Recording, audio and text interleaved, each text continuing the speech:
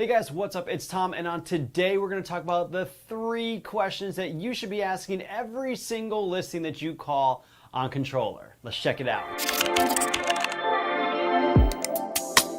All right, so here are the 3 main questions that you want to be asking whenever you're calling on a listing. These are the questions that I myself as a professional broker always want to know about an aircraft, on top of the price, on top of the engine times. You know, this kind of gets you the full story behind what's being promoted on Controller. So let's check it out. We've got question number 1.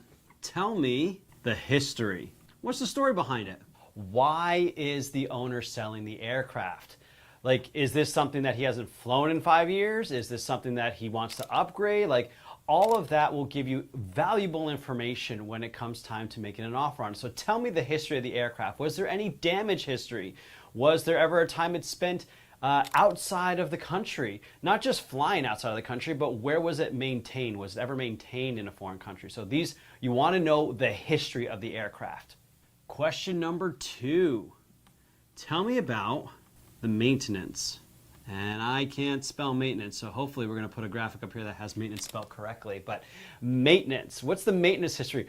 What's the name of the shop that did the last annual, the phase inspections, the dock inspections? What's the reputation of the shop? Is it a service center? Now, just because it's not a service center doesn't mean you disqualify, but you want to know what you're getting yourself into. So tell me the maintenance history. Has it been at the same shop all its life, or did it only just recently get to the shop? Was it maintained outside of the country? All of these questions are going to play a role. You can ask for the most recent work orders that were done.